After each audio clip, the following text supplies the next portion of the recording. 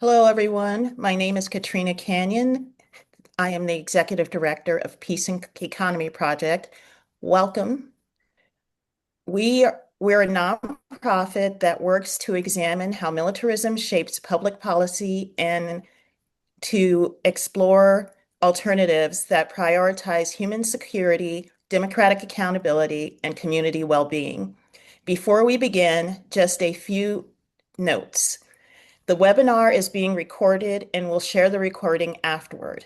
If you have questions during the conversation, please add them to the Q&A box and we'll try to include as many as we can during the audience discussion portion. Today's event is titled From War Abroad to Policing at Home, How U.S. Militarism Travels from Foreign Policy to Domestic Policing. Much of the time, foreign policy and domestic policy are treated as separate worlds.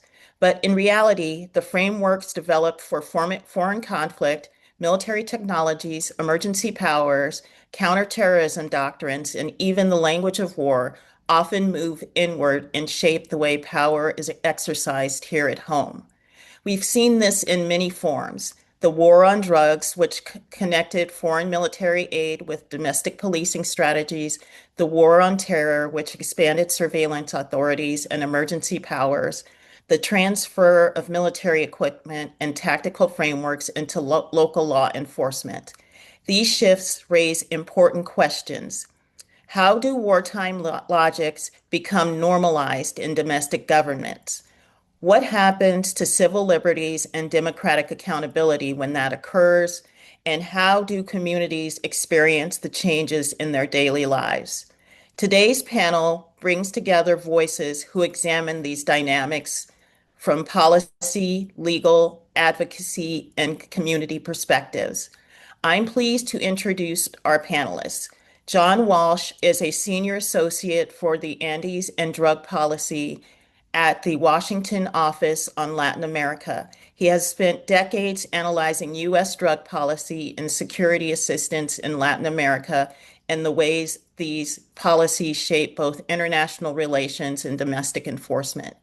Rachel E. Van Landingham is a professor of law at Southwestern Law School and a leading scholar on national security law, war powers, and the legal frameworks governing armed conflict and emergency authority. Sanho Tree is a fellow at the Institute for Policy Studies, where his work focuses on militarism, peace movements, and the broader political and economic structures that sustain permanent war. And Timothy Newman is a fellow here at Peace Economy Project, and his work has focused on uh, war war in nations that involve South America and the Middle East. Thank you all for being here today. To start, I'll invite each of our panelists to share brief opening reflections, about 5 minutes each, on how they see militarized frameworks moving from foreign policy into domestic policing or governance. John, let's start with you. Much of your work examines the war on drugs and U.S. security policy in Latin America. From your perspective, can you share with us how these international strategies shape domestic policing and enforcement approaches in the United States?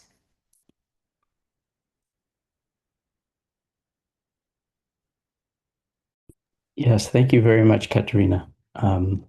So it's a real pleasure to be here with you all today. I'm going to share my screen if I haven't already. You can tell me if you see it. We can see it. Okay, great. So I want to do a little scene setting with some reflections along the lines that Katerina said, with the view that what may have been more sort of slow motion and out of sight transitions from militarization abroad to domestic, and it's actually a circle. It doesn't just go in one direction. I see a particular urgency and a need for vigilance in the months that we've just experienced and the months ahead. And I'm going to try to tie together a few strands and look forward to the other panelists deepening where I don't have the knowledge that they do.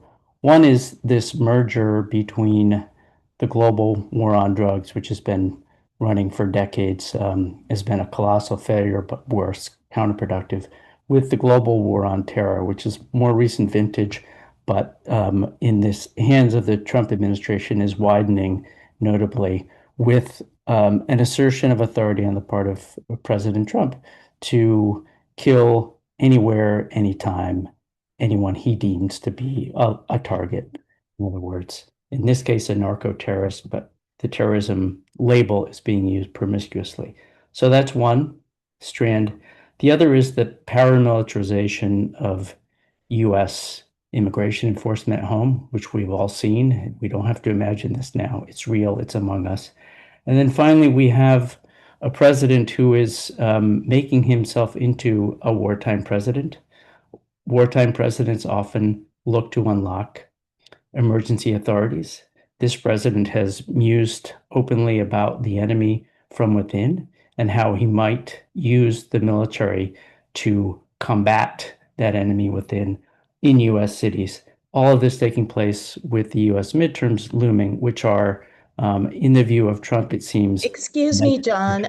Your screen is flashing. Is it possible for you to press the play button at the top where it says play from start to see if we can stop the flashing? Oh, okay.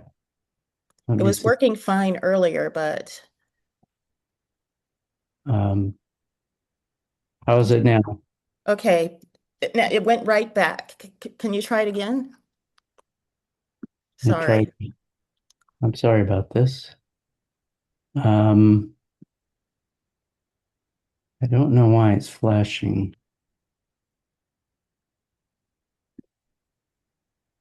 Is it still flashing? It will only start to play for a second and then it'll go back to flashing. Okay, what is it doing now? And if it doesn't work, I'll have to dispense with it. Uh, yeah, try quitting it out and coming back.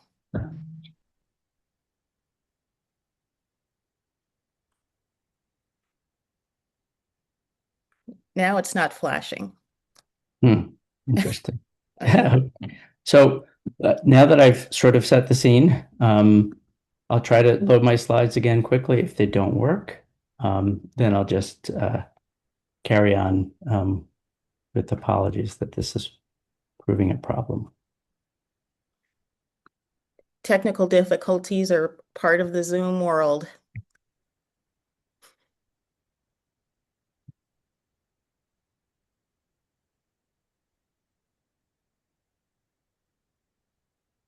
So do you see it now? We see it. Uh, Is it we see the main slide plus the three slides next to it. okay? And I'll see if it works again, and if it doesn't, I'll turn it off. Okay, it's working. Okay. So when I talk about the merger between the global war on drugs and the global war on terror, this is not a metaphor for the Trump administration. This has been precipitating a massive U.S. naval armada in the Caribbean and also action in the Pacific Ocean. These forces have used lethal strikes to attack so-called alleged drug boats, drug smuggling boats in the Caribbean and the Pacific.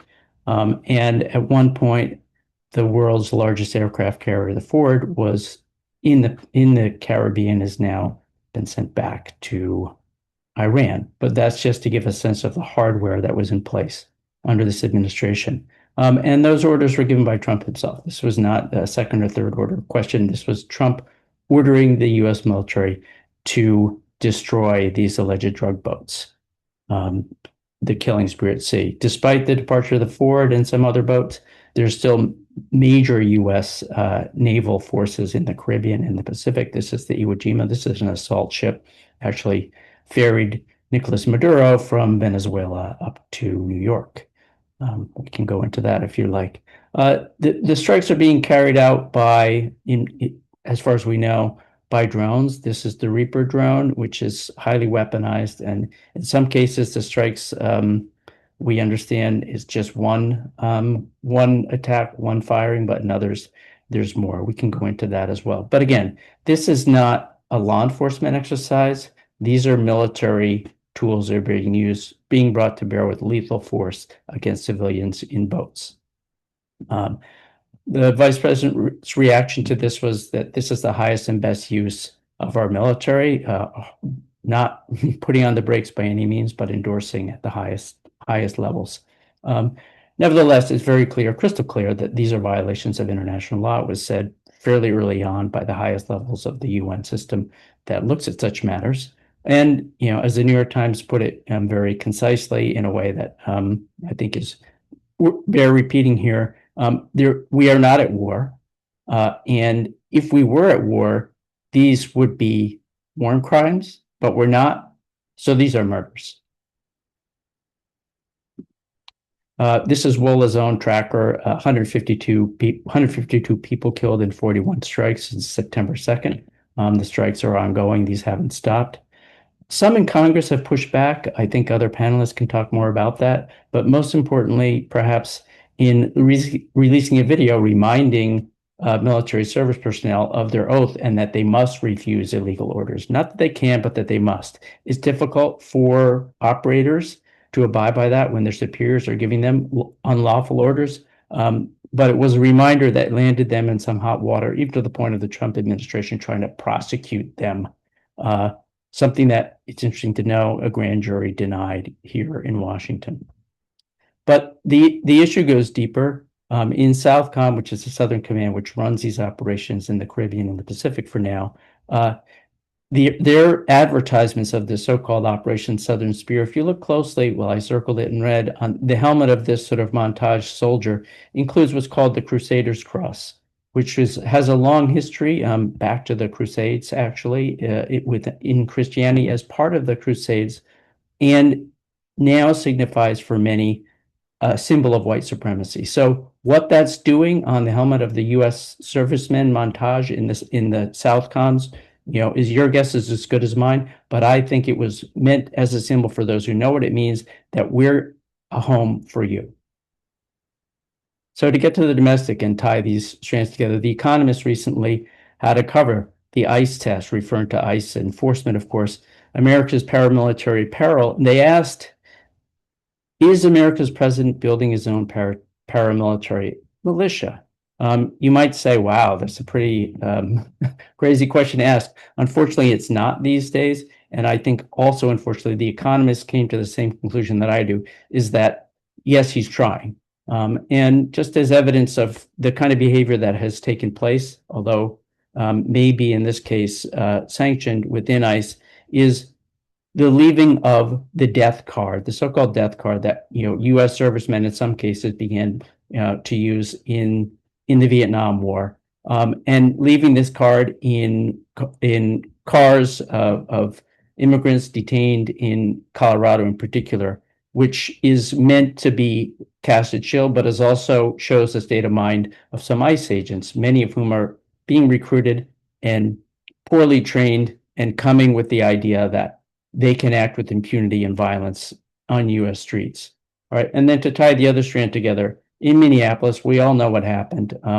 The killings of Renee Good and Alex Preddy. And the response of the administration immediately was to label these people, the victims of state violence in the streets, in broad daylight being killed, as domestic terrorists. Trump has already labeled the alleged drug smugglers as narco terrorists. You can see how the label is expanding. And how did the Secretary of Defense, or self-styled Secretary of War, respond? With a tweet, "Thank God for the patriots of ICE, and we have your back 100%. What does that mean for the head of the U.S. military to say that about a federal domestic enforcement agency, especially one that is killing Americans in the street with impunity? This brings me to my last point, which is that the midterms are looming. Power is in the balance in Washington. President Trump knows that full well. And he is also, for whatever set of reasons, launched a war of aggression in Iran that makes him, whether he wanted to or not, a wartime president. Wartime presidents often ask for or assert emergency authorities. Trump has mused, as I said, openly about needing to deploy the military domestically in US streets to counter the so-called enemy from within. And I don't think we should be surprised if there are plans afoot to impede or somehow interfere in US elections or use the military to chill people's possibilities of participating in elections through those sorts of emergency declarations. So I think this is a very important time to be vigilant because these strands of joining the militarization of domestic enforcement, but also domestic policy, is happening very quickly. So with that, I'll stop, and I look forward to the other people's presentations.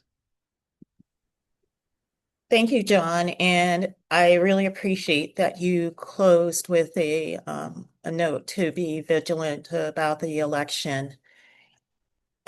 Rachel, turning to you, your work looks at war powers and emergency authorities. How do legal frameworks developed for wartime situations end up becoming normalized in domestic policy? Well, first of all, Katarina, thank you so much for having me here, and thank you to the Peace Economy Project for holding this vital discussion, and thank you to my colleagues and to John for kicking us off, and for what will be a fruitful discussion. I have to admit, I've been quite busy opining and trying to educate the American public regarding the war in Iran since last Saturday. So I don't have prepared remarks because I was hoping to be a little more conversational, and I think John did a beautiful job to outline many of the issues here. I'm going to pick up on a couple of things that John said, but also in addition to what John said, he was incredibly thorough, but there were a couple I'm like, okay, he didn't say this. Good, I can still mention it. The deployment of the National Guard and active duty U.S. Marines in my hometown here of Los Angeles last summer. It seems like a million years ago now, but I was downtown and went to the protest to see for myself what was going on, and then opined about it. That to me was a militarization of domestic policy, right? And our courts eventually, not thoroughly enough, I believe, eventually started to restrict the president's ability to do that, but they didn't wholly restrict it, right? And the Supreme Court just wound up resting their thumb on one small issue of, okay, if you're going to federalize the National Guard troops, and then based on a particular statute, well, first you have to have considered use of the regular forces first. Well, that doesn't make me feel any better because I was here in LA where we actually had the regular forces first. We had the Marines. So part of my point of bringing up the deployment of U.S. military forces domestically and trying to subvert and exploit U.S. domestic law to do so, part of the reason President Trump was able to do that was because we've had a very deferential federal court system, very deferential Supreme Court and lower courts to presidential use of military authority, military assets, and the U.S. military. And authorities that are based on the national premise of national security. And that's one of the major themes I explore in my national security class with my students, is that when American public feels afraid, they're willing to jettison a little more of their civil liberties, thinking it's only going to be temporary. Or they're willing to see actually pretty awful things happen to their fellow neighbors if they're made to feel afraid, that national security basis. And so we had John talking about the fact that, the word that, of course, Kristi Noem, good riddance to her, immediately called the two American patriots, in my mind, Americans that are exercising their First Amendment rights to protest, and First Amendment rights of assembly and expression, to protest the egregious, brutal immigration policy and crackdown in the United States. She immediately called them terrorists because she wants to use that word to convey fear, to make people afraid, because then we're willing to capitulate more of our civil liberties.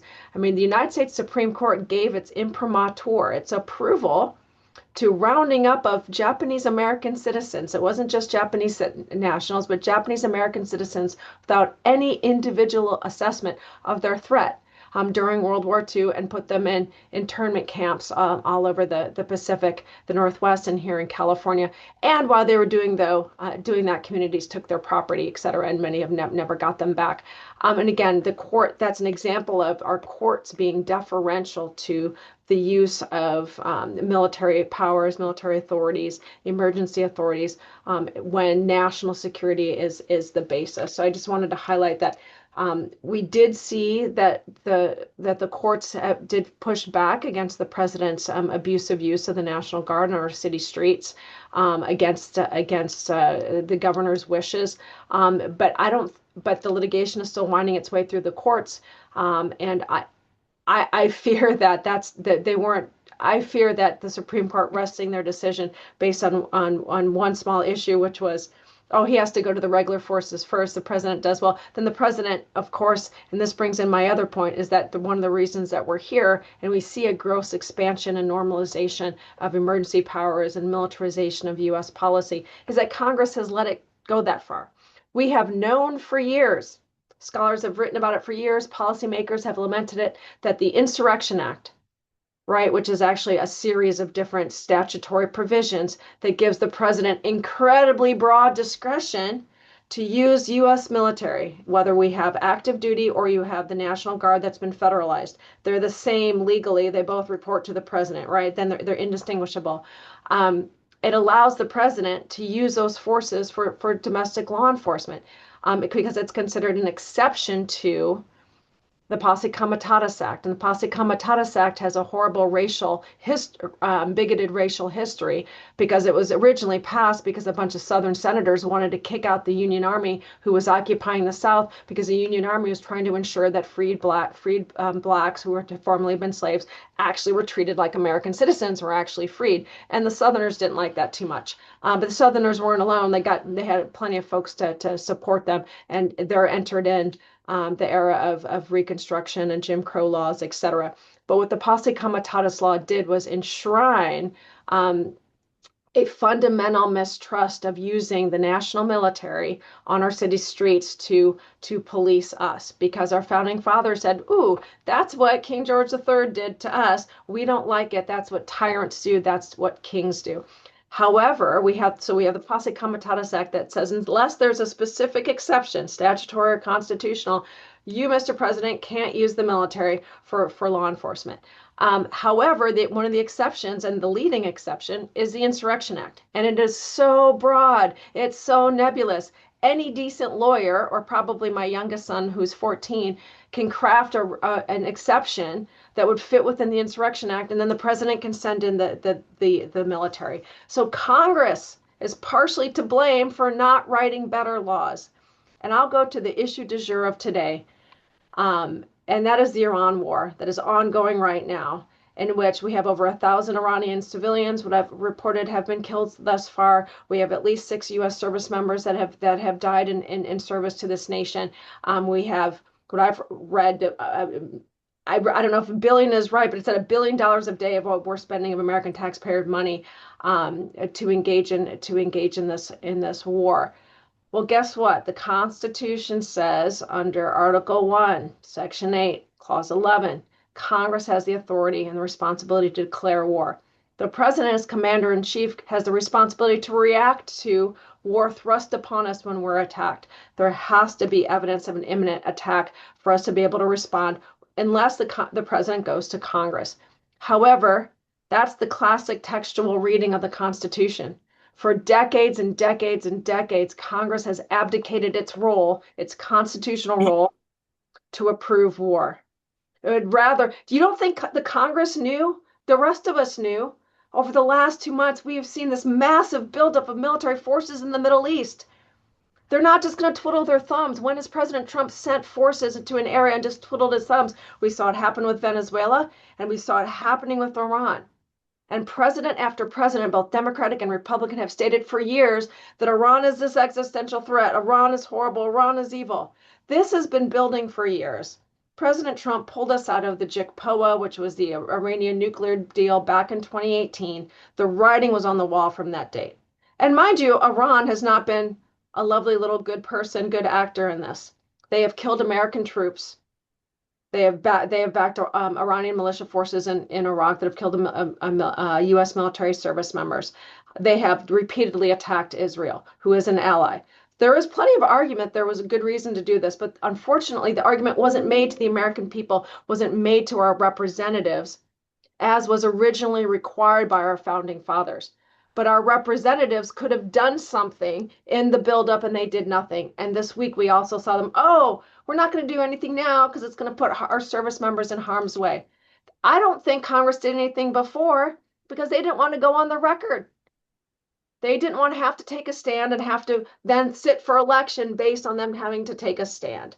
I think they knew what was going on and they didn't do anything. So the constitutionality, the division of powers to make us a limited government so that we're not ruled by a dictator. There's been a joint project here of the courts and Congress that if they're not going to use their powers, those powers are ceded to the president. I view the latest Iranian war, regardless of the legality under international law, we can talk about that and about the normative, the prudence of doing so, which has not been made to the American people. But let's assume that it was prudent to do so. The fact that it was engaged in without going to Congress first does seem to be a page out of an authoritarian playbook. If Congress is willing to let the president do whatever he wants with the military, including, mind you, and this is something John mentioned, engage in a campaign of crimes against humanity. That's what you call the murder campaign in the Caribbean. It is technically, I'm a law professor, I got to call it like it is. Those are crimes of humanity because a systematic pattern of murdering civilians outside of war, even though the commander-in-chief says it's war. Well, if the commander-in-chief says that the moon is made of cheese, doesn't make it real. We're not at war based on the objective legal criteria for what is war against a bunch of low-level drug smugglers in the Caribbean, period. So the U.S. military has blood on their hands because they are engaging in murder in the Caribbean. However, I will push back on John a little bit. That doesn't mean, and I'll push back, and I have in writing, you can see I've written quite a bit on this issue and published op-eds, MS Now, etc., regarding the regular service member, right? That young captain who's flying that drone is told to target that ship. They are being given a legal memo from the highest branch of the U.S., the highest legal office of the executive branch in the Department of Justice that says this is lawful. And because of X, Y, and Z, and then they tell all the lawyers within the military that we make the executive determination of what the law is for the executive branch. And guess what? This is lawful. So the only folks that really had a legal obligation to disobey an unlawful order, they were not unlawful orders by the time they trickled down, because the only unlawful orders that have to be disobeyed by law are ones that are so patently and manifestly unlawful that a person of ordinary understanding would know it's unlawful. Once you're a military soldier down the chain of command being told by your commanders this has all been legally vetted and this is fine, it's not patently and manifestly unlawful. Some courageous folks, I know one, Admiral Halsey, who had the intestinal fortitude to tell this administration, I am not going to tell the troops in Southern Command to engage in a murder campaign. This is wrong. This is not part of war. And even if it was war, these are civilians who are not participating in hostilities. So you can't even kill them if it was war. We're not doing this. And he retired. But everybody else saluted smartly and came marching and went marching on because of the culture of obedience within the U.S. military. The U.S. military is not going to save us from an unconstitutional war. They're not going to save us from a murder campaign. So and where's Congress and where are the courts? So I do echo what John said about being vigilant, because there are major issues here. And I know we are only supposed to talk for a few minutes, so I just wanted to highlight that part of the normalization of emergency powers. For example, the last data point I could get was from October. That's just this past October, that there were, I believe, 48 national emergencies that are still currently active in the United States. I think President Trump's responsible for declaring 11 of those. And guess what is the oldest one? It's rather ironic. This is the oldest one, and that is on November 14th, 1979. President Jimmy Carter issued Executive Order 12170, declaring a national emergency in the wake of the Iran hostage affair. So there's been a national emergency regarding Iran that's still on the books since 1979. I'm not going to say how old I was, but I will admit that that's my first political memory. because it was the first time I was ever on television because I was in grade school and every day the hostages were in captivity, we added another paper chain to this huge paper chain we had. And the local news station came and interviewed us. And that the fact that we have come full circle to that, that is an example of it's easier, just like I teach criminal law as well, just like with criminal law. It's a heck of a lot easier for politicians to say, I'm tough on crime, I'm going to pass this criminal law.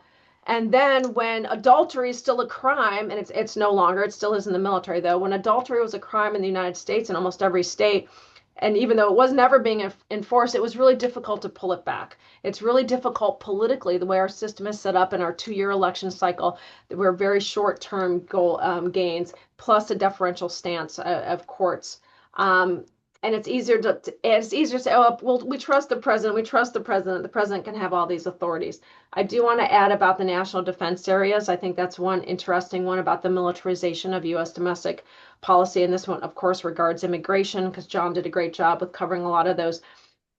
So the president, using emergency powers, declared a 60-foot wide strip, and I have to go back to my notes, a 60-foot wide strip of federal land spanning 3 states on the southern border. He turned them into military installations. Of course, our military bases are considered foreign, or excuse me, foreign. I feel foreign sometimes, federal property, and therefore the military and military members do have law enforcement authority for under federal jurisdiction just for those military installations because it's a military base. They needed that authority. It does not conflict with posse comitatus. It's an express exception.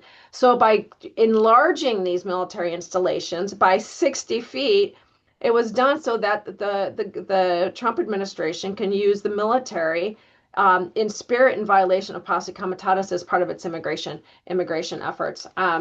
And that, that is an exact use of an exceptional emergency authority to subvert and go around other laws in pursuit of just a really brutal policy. I have a I have a lot to say about Senator Kelly, and that's how I'll finish this because John brought up the what this administration called the seditious six, and that is we had the six sitting, there were congressmen, women, and Senator Kelly, who had all had active duty service, issued a statement that said, "Hey, we're not going to say which orders are unlawful. We're just going to remind military members of their actual legal duty." They did nothing unlawful with that video. I wish they'd been a little more nuanced because, for example, calling a war unconstitutional, as some of our representatives have and senators, and I think rightly so, doesn't make it unlawful for a service member to follow. That being said, there was nothing wrong with what that video said, and yet this administration came after Senator Kelly, came after those other elected representatives, and called them the seditious six. Said they committed treason. President Trump said, so, actually said they should be executed. And then Secretary Hegseth has been exploiting military law and military disciplinary procedures to actually try to persecute through harassing Senator Kelly to go after his retirement pay. And the courts have so far, he filed a preliminary injunction, sought one, and obtained one. But the use of the use of these words in the rhetoric, sedition and treason, again, it really, those are linked to threats, military type threats against the government, and they bring up a lot of fear and moral loathing in people. And so the rhetoric being used is very telling, and it's pretty consistent across this administration, and it's incredibly chilling because it's unprecedented in the scope and consistency of using this type of rhetoric. We've seen things like this before. Some of the rhetoric after 9/11 was absolutely horrible, and we can talk about the Patriot Act, increasing surveillance activities after 9/11 because the nation was in a state of fear, and then those never being appropriately carved back. They've been carved back a bit, but absolutely not enough. So with that, I'll leave it I really am looking forward to questions. Thank you so much. Thank you so much, Rachel. You've given us a lot to think about. I know that there are so many legal issues that the president has caused us to confront, not just since his presidency, but within the past 2 weeks. I feel like we could do a law broken a day and have you come in and talk at least an hour for everything that's going on in the world right now. But I also look forward to opening it up during the discussion. But now we'll go on to Sanho, and I'd love to bring you in next. You've written extensively about the broader culture of permanent war and militarism.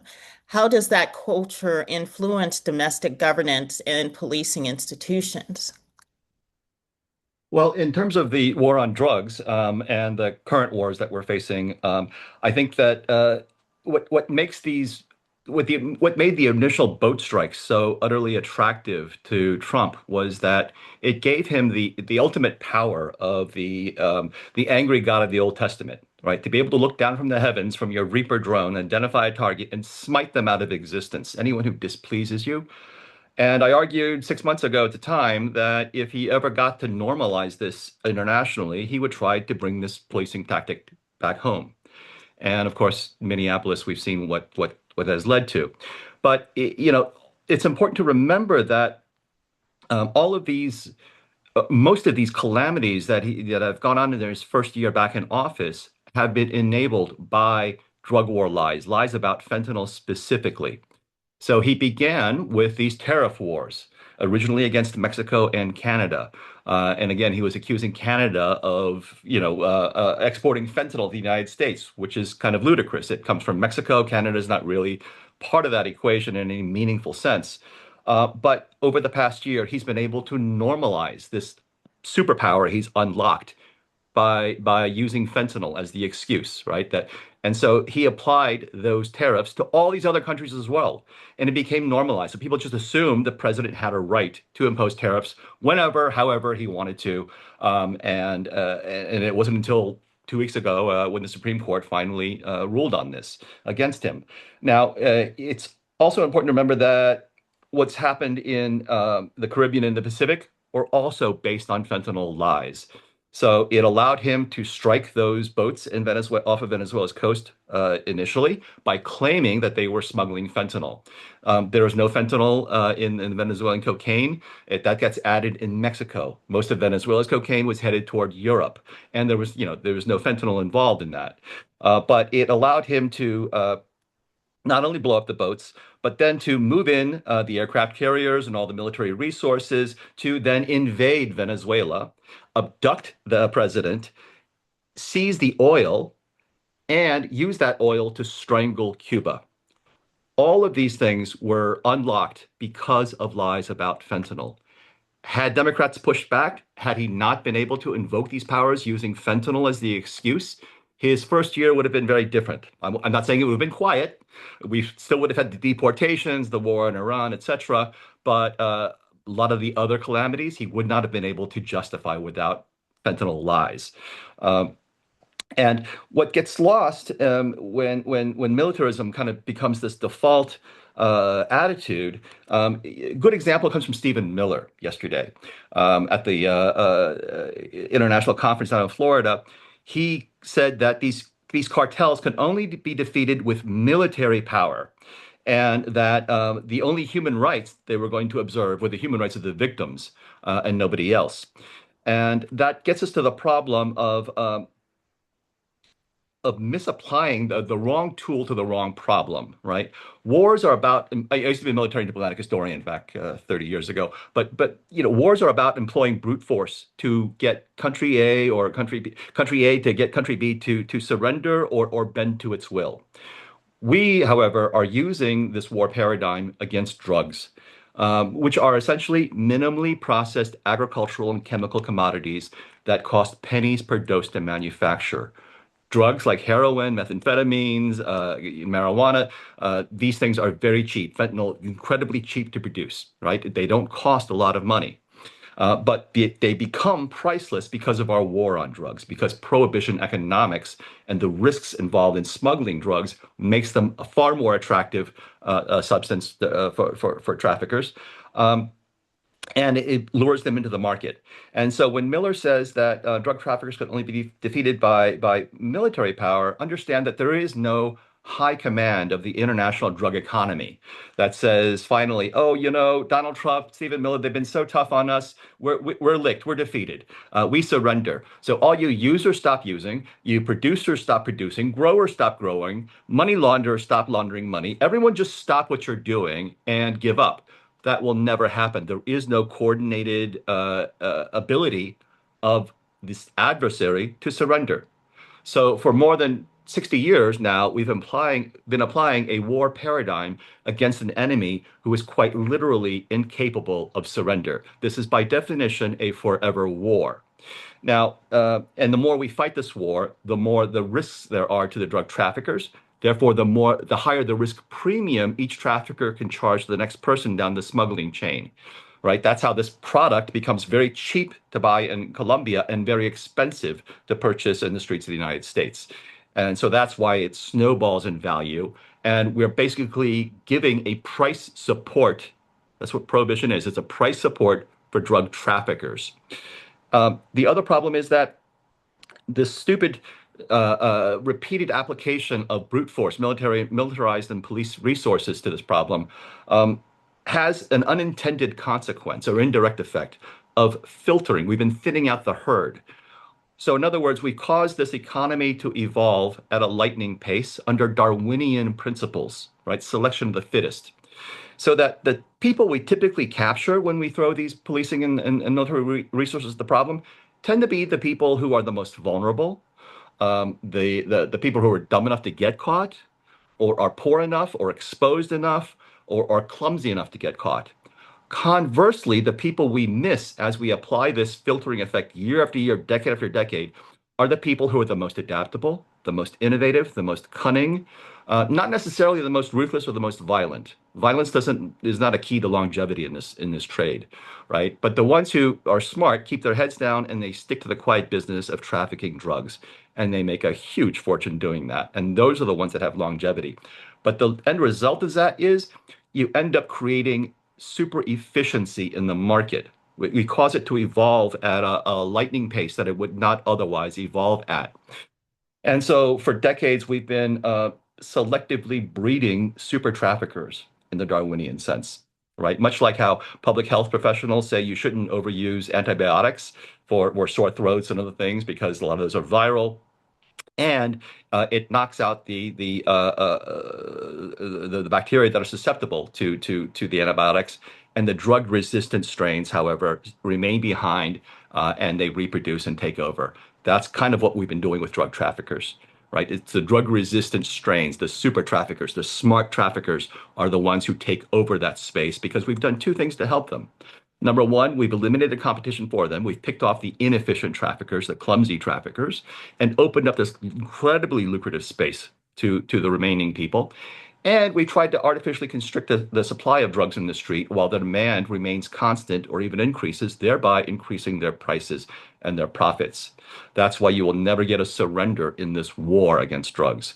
It is by definition then a forever war. Thanks. Thank you, Sanho. And Timothy, let me turn to you. Uh, from a peace economy project perspective, what do you have to share with us? So I wanted to look at the fact that we're living in a militarized society. We spend the most money of any country in the world on the military, and we engage in the most wars of any country. We seem to go to war every like 10 years or so. And so what does it actually mean for us as a society when we place so much emphasis on the military? So there's three aspects that I want to look at: environmental costs, financial costs, and social costs. So the first is the environmental costs. So according to the University of Utah, between 2010 and 2019, the military released 636 metric tons of carbon dioxide and other greenhouse gases into the air. The U.S. military consumes the most fuel of any organization in the world, and in terms of just greenhouse gases, that's on par with the entire nation of Venezuela. And it accounts for 5.5% of all global emissions. The second part is the second major aspect of the environmental cost of the military is the so-called forever chemicals. They go by the acronym PFAS, and they contaminate water supplies, and they're found all over the place on military bases. According to one study, 700 U.S. military bases around the world were contaminated with PFAS. And the PFAS, it's not just the people on the bases that are exposed to them; it's the communities around the bases as well. The PFAS gets into the water supply, and people from all over end up being exposed. So, according to Stanford University, PFAS reduces immunity, so vaccines are not as effective. It increases the risk of certain types of cancers. It causes birth defects and liver and kidney disease. So between the PFAS and the enormous carbon dioxide and greenhouse gas pollution, the military is causing enormous damage to not just our country but the entire world. The second thing I wanted to look at was the financial cost. So the entire military budget in 2024 was $900 billion. And that's more than any other organization in the U.S. military. And I mean, other researchers with the Peace Economy Project have done detailed analysis of where this money goes and everything. But when we spend so much on the military, we have less to spend on other things like education and social services and combating climate change and that kind of thing. So a good example is that more money was spent on the F-35 fighter jet program than on the Centers for Disease Control. So we're focusing more on weapons than diseases. 6 years ago, we recently had a massive pandemic. So that money probably could have been better spent than the military. The third thing is the social costs. So when we spend so much on the military and we engage so much in war, we bring the trauma of war back to our own communities. We think of like in our minds, we think of the military as being separate from the rest of society. The reality is that the military are made up of soldiers. Those soldiers are sons and daughters, mothers and fathers, husbands and wives. And when they go to war, sometimes they don't come home. I'll address that in a minute. When they do come home, they're bringing that trauma home with them. And so 40% of all veterans of post 9/11 wars are entitled to disability. So that means they've been wounded in some way and are entitled to disability, and that's expected to cost between 2.2 and 2.5 trillion dollars in the future. That will be the rest of my life. The U.S. government will be paying these disability checks to these veterans. But then look. But soldiers sometimes don't come home, and according to Brown University, 15,000 there were 15,000 people that are 15,000 military personnel and private military contractors who are Americans who work alongside U.S. troops. That there were 15,000 of them that lost their lives in post 9/11 wars. However, it's not. I mean, and so that represents a huge tragedy to their families, to their communities, and to our country. It's not just the emotional side of it, though. These families they lose a breadwinner. And so now we have single parents, single mothers and fathers, sometimes with kids having to raise those kids without two sources of income anymore. However, so it's 15,000 American servicemen that died in post 9/11 wars. However, when they do come home, they often have post-traumatic stress disorder and depression and other psychological issues, and that has led many of them to suicide. So in the post 9/11 wars, about 30,000 servicemen have taken their own lives. So what that means is that double the amount of people have died by their own hands than have died on the battlefield. And so soldiers more likely to die by their own hand than um, to die by an enemy combatant. And so it shows how we live in a militarized society where we prioritize the military, and we are willing, it seems to be, to incur the costs of prioritizing the military over everybody else. And so I know my presentation is shorter than the rest of them, but these are things that we should keep in mind in the future, and it's things that voters should keep in mind. Is do we want to focus on our country and our communities, or do we want to focus on the military? Because it seems to be that our priorities lie with the military. So that's all I have to say. I'd like to thank the Peace Economy Project for providing me with this opportunity. That's all I have. Thank you, Timothy, and thank you all for your reflections. I'd like to open up the conversation a bit and explore some connections across what we've heard. What are the most common pathways by which foreign policy frameworks migrate into domestic policing? And I'm just throwing that out there. I'll take a shot with the whole narco-terrorism skeleton key they're using to unlock all these other powers as well, right? So that um, it's a boogeyman that has been used for many decades. It was first coined in the 80s, but it never really took off. After 9/11, the Bush administration tried to use the term narco-terrorism again, tried to run that up the flagpole, and not many people saluted. Those of you old enough may recall the commercials that were aired for the drug czar's office, where they said, "Kids, if you're smoking a joint, you're helping Bin Laden." And it just created so much cynicism that it didn't really get off the ground. But then came the Trump administration using this term narco-terrorism again.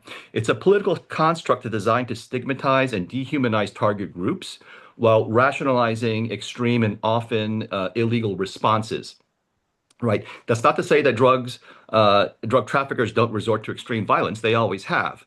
But that doesn't help us understand the phenomenon of drug trafficking and how to respond to it any more than calling Al Capone and his bootlegging buddies during Prohibition alco terrorists. It doesn't help us understand the phenomenon of alcoholism or how to regulate and deal with alcohol in a rational way. And so that's the problem with using the term narco-terrorism. It conflates two very different issues with different sets of motivations, and it perversely amplifies the motivational feedback loop of each of the actors, whether you're using the militarized force against terrorists or using it against drug traffickers. One is motivated by ideology and belief and religion and that sort of thing, and another is motivated by money, only by money, right? And so you're using a one-size-fits-all tool against a very complex phenomenon, and it makes most problems worse, in my opinion. Rachel, John, Timothy, feel free to jump in. If I may jump in. So I think going back to what he was just saying, there is such a thing as narco-terrorism in the sense that there are terrorist organizations, ideologically motivated terrorist organizations like FARC in Colombia, like the Taliban in Afghanistan, who have ideological motivations. However, they do finance themselves through drug trafficking. So I think what's happening is we take a real phenomenon like narco-terrorism, and our leaders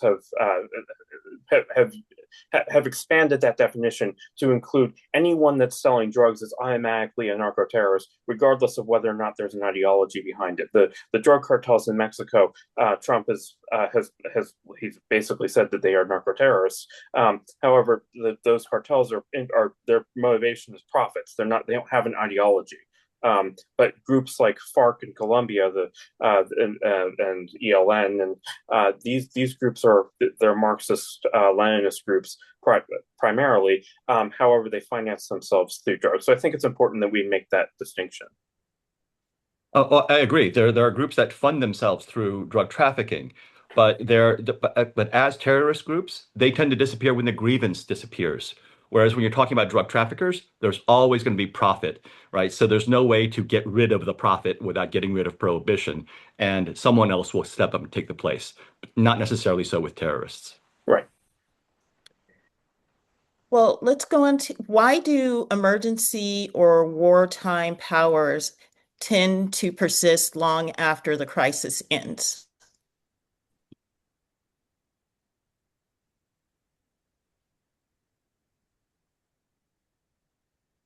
Because someone has gained power because of it. And that was the one thing I wanted to add to your earlier question. Another response, which is follow the money, right? Some of these things become permanent or the tools against legitimate narco terrorism. Who's making money because of it? And I would like to highlight this wonderful book by Rodley Balko. It's the second edition. Called The Rise of the Warrior Cop, and he does a deep dive into the history of the militarization of our U.S. police forces. Um, and some of it's racially based. There are many components. I mean, of course, the entire war on drugs, going back to the Nixon era, was explicitly prompted by institutionalized racism at the very top of our federal government and supported by the states. But there's a huge profit motive, right? So when you have some of these emergency powers, then there are companies, right, that are making money that are profiting off of these powers. For example, let's look at I'm sure they're atrocious. The government has been able to, so far, pretty successfully keep both our elected representatives as well as media out of them. But we have essentially some kind of concentration camps going on in the United States right now, in which we have thousands of human beings crammed into what sounds like really horrific conditions as they await deportation. Who's making money off of those? They're not just all on military bases. Even when they are on military bases, there are companies that are making money off of these facilities and providing food, water, the actual tents, etc. And I think the profit motive cannot be ignored as a factor in why some of these emergency powers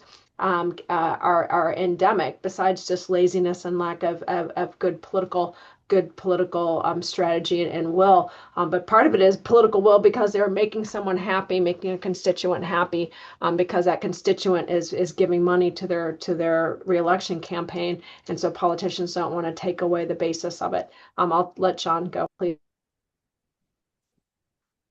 Yeah. John? Yeah, no, all of those make really good sense to me. Unfortunately, I would only add on the drug war and its sort of its nature as a sort of evergreen threat for politicians so inclined, and for the bureaucracies that are supposedly fighting drugs, is there's a sort of symbiotic relationship there. To the extent that the threat is, can be pointed to and people feel it, people are fearful, there's something to work with. And part of what, Sanho was pointing out is that the invisibility of the prohibition regime as the basis of the policy question leads policymakers to constantly promise that we'll somehow solve this. So it constantly gives new energy and life to something that, if you look at it in its own terms, it's a colossal failure. But there's always light at the end of the tunnel. There's always the need for just a little extra money, a new technique, and we can get this. How many kingpins, so-called, have been detained or killed over the decades? Countless at this point. And each one is supposedly a decisive blow in the so-called war on drugs. It's just not that way because the underlying policy, the policy that nourishes drug trafficking and drug traffickers, is a policy of prohibition in the face of huge global demand for psychoactive substances. That's reality. That's the world. That's not going away. So the drug war, especially for those inclined toward understanding that they can grab authoritarian powers and emergency measures on the basis of real fears, is a sort of feeding ground for wannabe authoritarians. And I think that's my greatest concern today, because we see this merger of the war on drugs with the war on terror, and a president whose only limit apparently is his own moral conscience.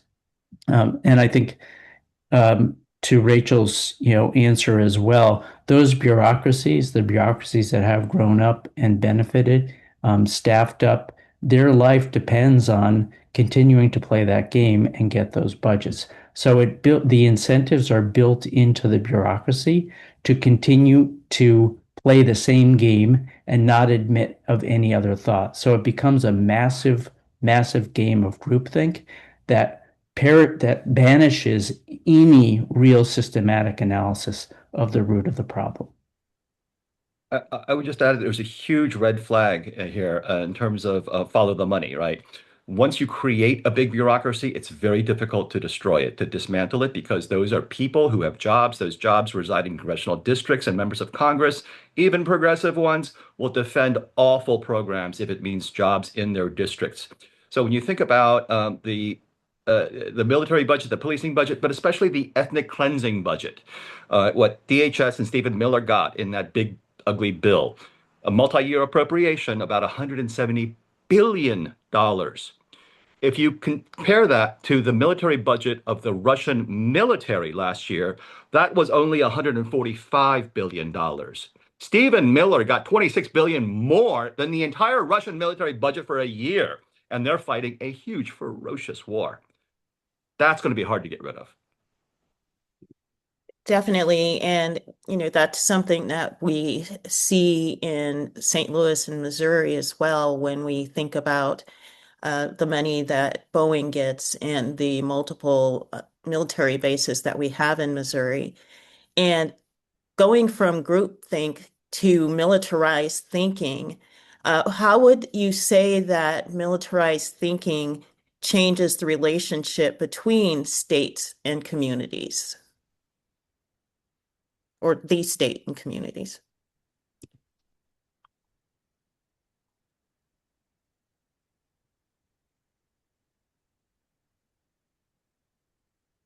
Well, I'll take it in one angle, and that is I worry about, I worry about the ethnic cleansing that Sanho appropriately labeled. It's a label I've used on public media before, labeled the brutal, immigration enforcement policy that is this administration and Stephen Miller. And I had not heard that chilling amount. I knew it was a lot, but I hadn't heard it compared to Russia's military budget. So that was very well done, Sanho, and very I'm going to use that in my class. So thank you. But I want to highlight the fact that, ICE is using camouflage. We used to call them battle dress uniforms. We in the military, and I used the battle dress uniform, both the dark green one and then the desert one, and I use the desert one in the desert so that the enemy can't see you. There's a distinct reason for doing it. And you also wear a uniform ostensibly to make yourself a target, to distinguish yourself from civilians, to abide by the fundamental rule of the law of war, which is you leave civilians alone and the military is the target. But by ICE using military type fatigues, and not taking responsibility for and accountability for who they are, by not wearing name tags, by covering up their faces. And then, in that same panoply of chaos that was last year, you had National Guard. The National Guard was existed prior to the United States being a country, because the original colonies had their militias. The militias became the National Guard. Their first and foremost duty was to be a citizen soldier that was to defend their community and to work for their governor. They were they'd be either the baker, the banker, the police, the constable, the people that we know that are our neighbors, and then they put the uniform on and work for their governor. And if the governor needs them to help with law enforcement, the government has that authority. They were not the feared redcoats, tyrants of the feared standing military of the national government. But our founding fathers said they can be used to supplement that part of the national standing army when there's a true emergency and the president needs it. And with the idea of it not being used domestically, except to protecting us from attack.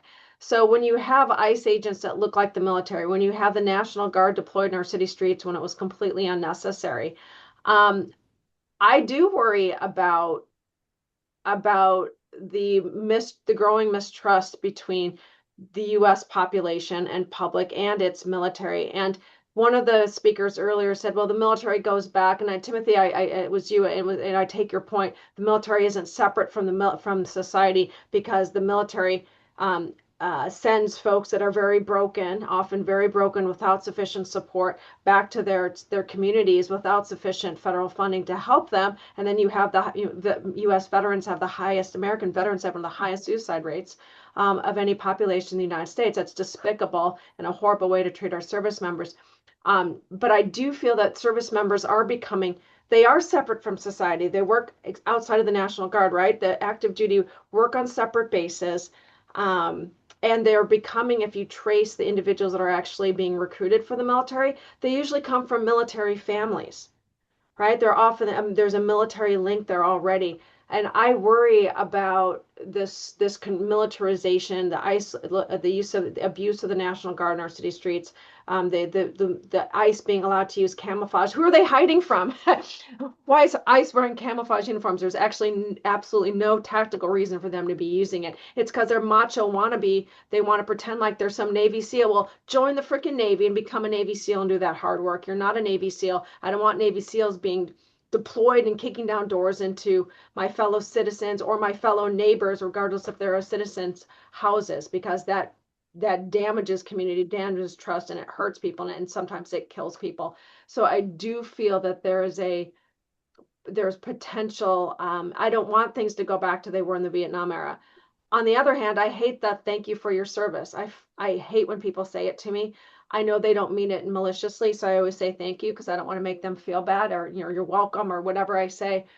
But to me, we have and I think this is part of this is a tactic by leaders that want to use this as a way of controlling people. They want people to have this idea of obeisance to the military. Oh, you're in the military. Oh, the military is great. Oh, it's so good. We respect the military. Thank you for your service, because there's this guilt where military members were spat upon and treated horribly, even though they were being drafted in the Vietnam War and had no choice to be wearing that uniform unless you're President Bone Spurs and you're rich enough to get out of your draft. So instead, and it's the fact that still less than 1% of the American public serves in the military, there's this guilt. Thank you for your service. And there's this fear of criticizing anything in the military, of being not patriotic. Or being a traitor. Well, get over it. We can criticize the military, and I criticize the military from the inside. And one of the reasons I got out when I did, so I could criticize it I criticized from the inside, so I could fully criticize it from the outside. There's a lot of crap that goes on in the military that's bad. It's got significant racial issues. It's got significant misogyny. It's got significant now Christian extremism issues that are now been promoted at the very top. So but I don't want the relationship between our military and our public to further break down. And I fear that some of the things that we're seeing over the last year are contributing to that. Thank you. Thank you, Rachel. John? Yeah, I think Rachel just put her finger on something I want to mention, but so I can be brief. But it's it's a particular version of America that the civilian leadership, President Trump, but Secretary Hegseth are peddling now and I think that may have some purchase within segments of the military, which is that this is a blood and soil country. This is not a country founded on ideals. This is not a country that strives for those ideals of inclusion, but to the contrary. And that in a country that is already very politically polarized and has leaders who look to polarize us further, could be extremely dangerous, because it's the U.S. military, but it's the U.S. military with a Christian nationalist outlook. What does that actually mean for how a nonpartisan military is supposed to behave? I mean, the idea of civilian leadership and civilian authority, of course, is important, but we've not dealt with the polarization or the extremist views at the very top, not hidden, but very public on the part of the Secretary of Defense and others. And that gives me an opportunity to say, Rachel, with respect to the video on, don't obey illegal orders. Yeah, I ran quickly over that. I think the people who need to be held to account with respect to forging illegal orders are the architects of this policy that is illegal. So for me, that means the Attorney General, the Secretary of Defense, the people who pushed to create an OLC, a Justice Department memo that blessed what are clearly, in my view, not just illegal acts, but criminal acts that involve U.S. personnel, and should be understood at the very top in terms of commanders who give the orders. 100% agree with you, and thank you for that clarification. And they're guilty of murder, right? I believe they're going to be preemptively pardoned by Trump eventually, but the folks that ordered the murder and that contributed to the legal rationalization of murder, that's they're providing direct assistance with the intent that the crime be committed. That makes them guilty of murder as well. But I do believe that the senior leadership of the military knows better, and they have an absolute command responsibility, legal duty not to transmit illegal orders down the chain. And they knew better. They knew that that legal memo was bullshit. You don't have to have been in the military for very long at that kind of, I mean, they've been in the military for over 25, some of them 30 years, right? They know that we don't just take pot shots at folks in drug boats outside of an armed conflict. It's ridiculous. But they were too cowardly to say no. They were too cowardly and craven to say no. And I do hold the folks at the very top with those 4 stars responsible. And I applaud the folks that actually tried to push back and then retired. I wish I could hear from him. I wish he would stand up. But we don't have many generals standing up, retired generals, to anything anymore because they're making money sitting on these boards of what? The military industrial complex. It's a self-licking ice cream cone.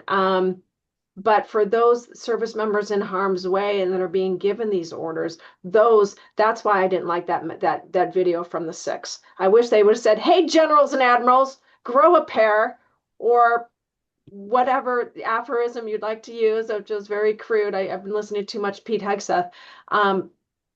Exercise courage and intestinal fortitude and show your loyalty to the Constitution and disobey these illegal orders. I wish it had been pointed at the very top. That was my only concern with that.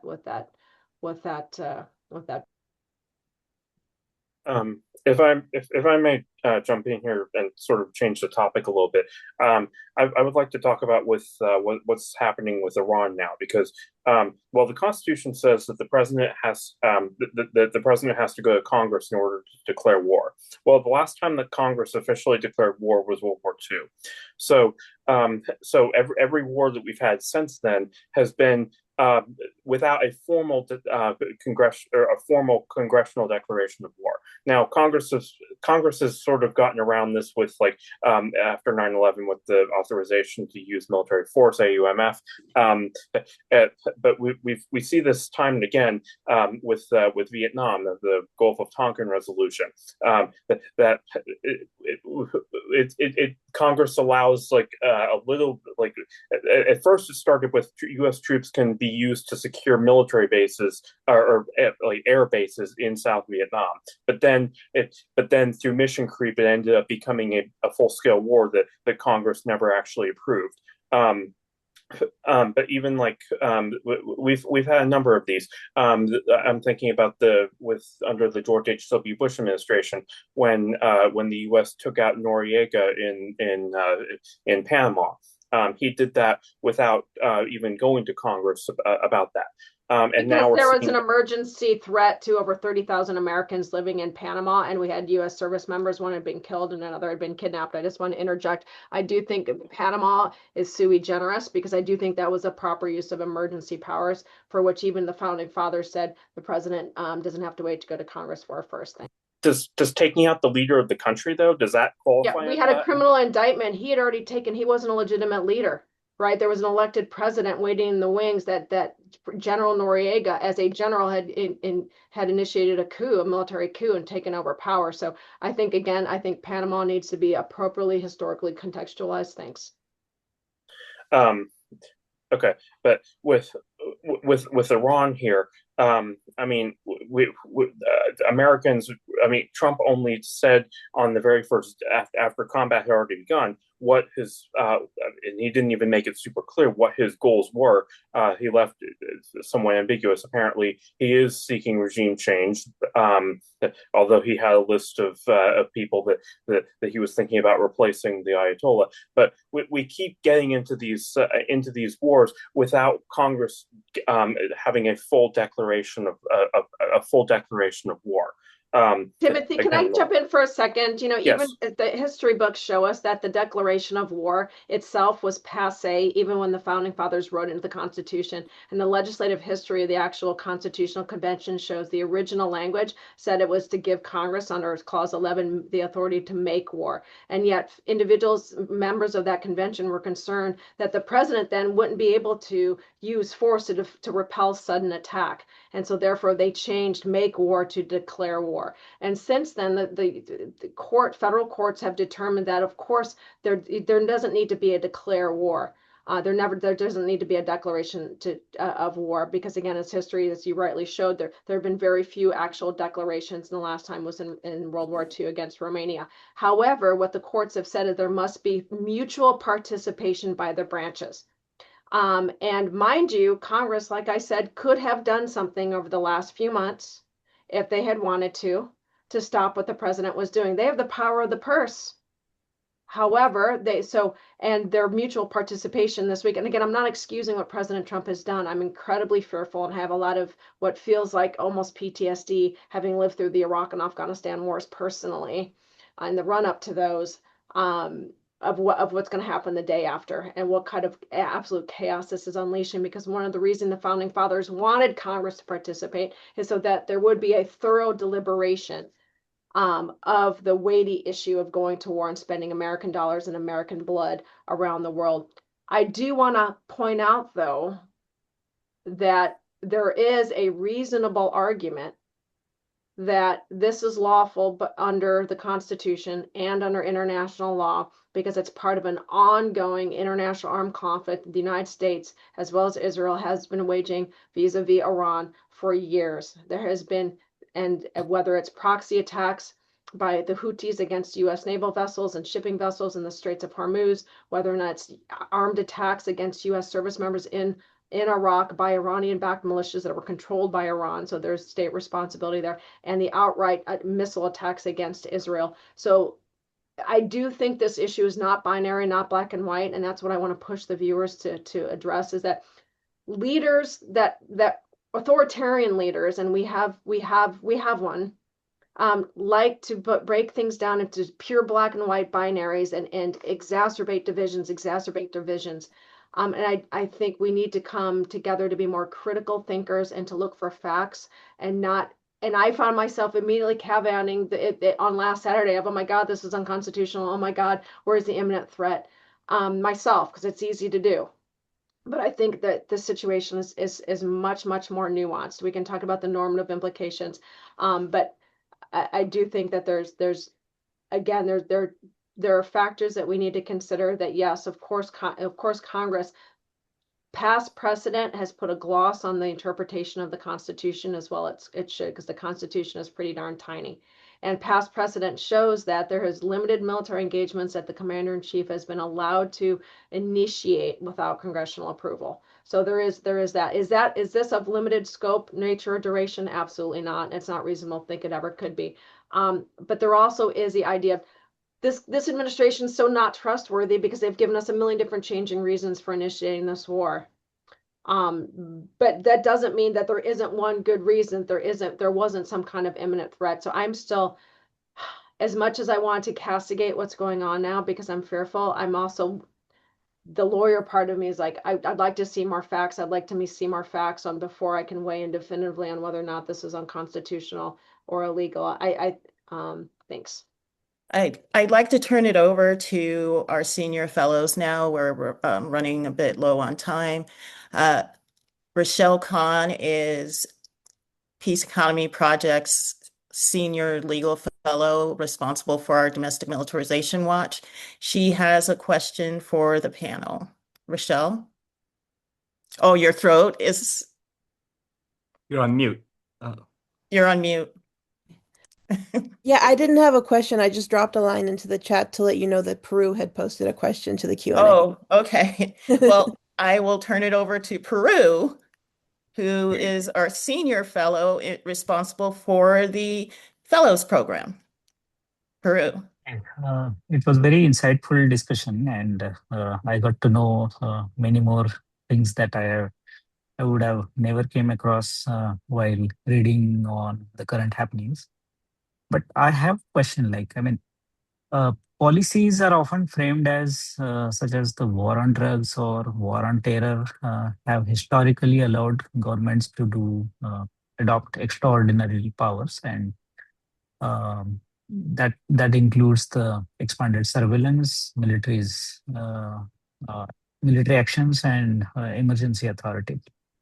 So when governments do frame such issues as a war, is it the language that itself creates condition that militarized response is the only default policy choice, or is it the narrative that leaders uh, have on respective issues?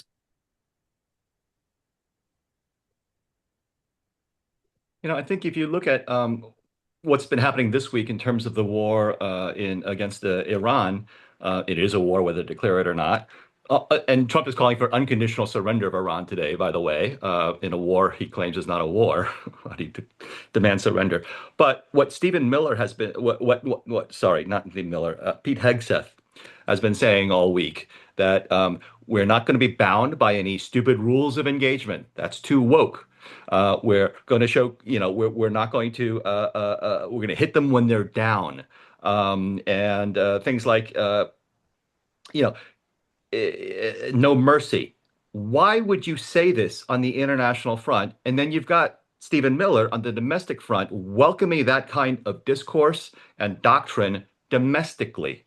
So, in other words, they're amplifying performative cruelty, overkill, and perfidy. These are war crimes. And so that's the merging of the two, the war abroad and the war at home. Thank you. So, do you think that there are any safeguards, if any, can prevent war metaphors from expanding these authorities from there, or going there beyond their original scope?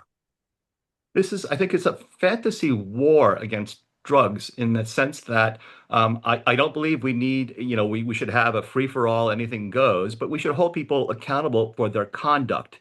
If they endanger or hurt others, that's different from doing something in the privacy of your own home, for instance.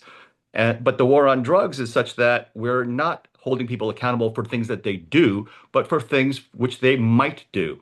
You might go a little berserk if you take these drugs. Statistically, most of you won't, but we're going to punish all of you as the same. We don't do that with alcohol. We don't do that with other types of potential crimes. We don't arrest people for pre-crimes because they might commit a crime later. We do that with drugs all the time. That's the irony. I could just add on the language front. I do think it's part of the reality that the narrative use of the war term does accustom people to think about martial responses, warlike responses to what are social problems, and the longevity of the war on drugs and its increased militarization over time has allowed that language drift to, I'd say, intensify, so that almost any article you see that talks about drug trafficking, and even if it doesn't mention the war on drugs, it talks about combating the drug problem or combating drug trafficking. So I think this language has seeped into our understanding in a way that actually the words that we use does shape how we think. And I think in this case, dramatically limits, as you say, almost defaults what the policies we think about or are willing to talk about. And I think in part that's a drift, and in part meaning a drift towards in a certain direction, but in part I think it's seized upon, so to speak, by the architects of sort of the latest versions of the most virulent, lethal version of the war on drugs. So I think the language is really important. And if we're to have a really on the drug issue, for example, have a really searching debate on it, we need to be clear on the language and what we're hoping to achieve. Thank you, John Sanho in Peru. We're coming to the close, to the end of our time together, and I'd like to ask each of our panelists for one brief closing thought. And if there is one key idea or takeaway you'd like people to leave with today, what would it be? And we'll start with you, Timothy.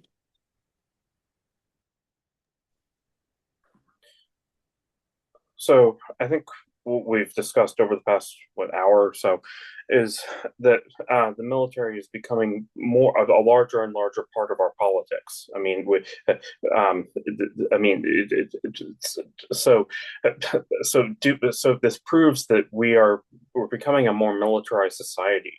And I mean, we kind of have always been, but do we really want to continue down this path? Do we want to keep prioritizing the military and incurring all of these costs? Do we want to keep? I mean, as long as the military is as large as it is, there's going to be the temptation for presidents to utilize it, and then that opens up all these questions, legal, moral, social, I mean, etc. And so we need to think about our future and think about where does the military fit into the future America that we want. Because right now we have a lot of war, a lot of violence. We're not really solving any problems with it. Whether it's drugs or making us any safer, but we're incurring these costs. So we need to seriously think about whether we want to continue having such a large military, what purpose it's serving, and what our future looks like, either with a large military or by reducing the size of it. Thank you, Timothy. Sanho? I think it was one thing to remember is that to reject this framing that the U.S. is under attack from drug traffickers. We are not under attack. We are begging for this kind of attack. U.S. consumers are willing to pay hyperinflated prices to risk long jail sentences for the privilege of being attacked. Just as alcohol consumers a century ago were willing to pay lots of hyperinflated prices for bootleggers to attack them with that delicious alcohol, right? So if you want to understand this in a most visceral sense, I would recommend watching episode 1 of Boardwalk Empire on HBO. It's about the earliest days of Prohibition, and the people who celebrated that, who welcomed it, were the criminals. On the night they enacted Prohibition, they threw themselves a huge party because they knew the good times were here for them. Thank you. Thank you. Rachel? Thank you so much, and thank you to the wonderful colleagues for your astute remarks. I just like to highlight that we need to think critically, and two, the military is different from militarized, right?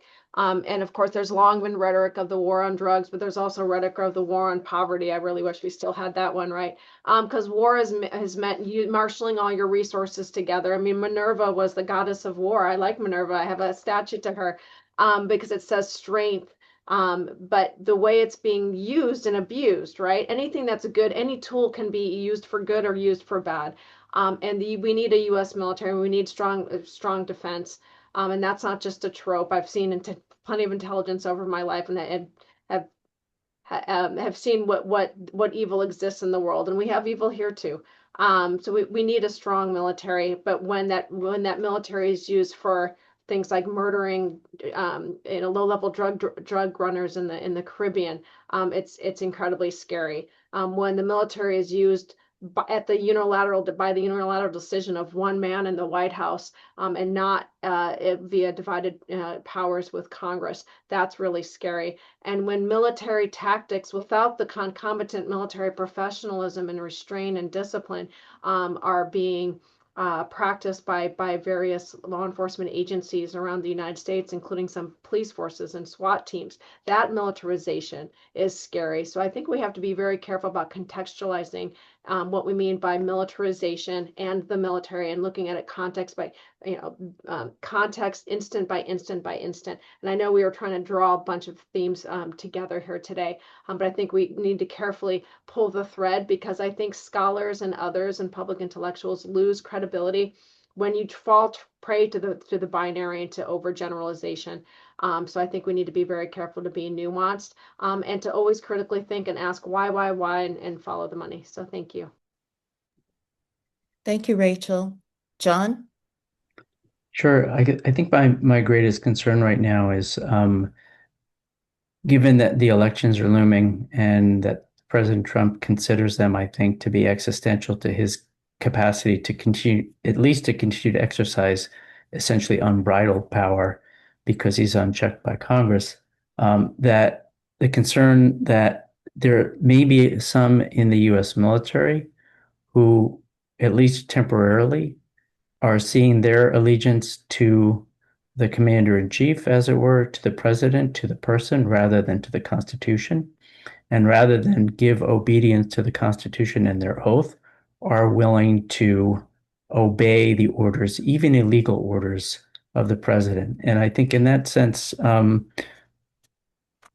of the what I see as a huge problem of military conducting illegal acts at the order of the president or other high level officials may be in the mind of Trump not a bug but rather a feature in that it binds those who undertake these illegal acts in his name to his own future, to his own political fate. And I think that's very dangerous if that is in fact occurring. So I think we ought to connect the dots where the administration is putting them out for us, talking about the enemy from within, talking about political opponents as domestic terrorists, and be vigilant because I do think the president sees the upcoming elections as existential for him and may be willing to go even further than he has so far in terms of the domestic implications of enforcement and military deployment. Thank you, John, and thank you all. I want to thank our panelists for sharing their insights and experiences, and thank everyone who joined me today. If you found this conversation valuable, we encourage you to stay connected with the Peace Economy Project and follow our work examining the intersection of militarism, policy, and democratic accountability. A recording of today's discussion will be shared with registrants soon. Thank you again for being part of this conversation. Have a wonderful evening.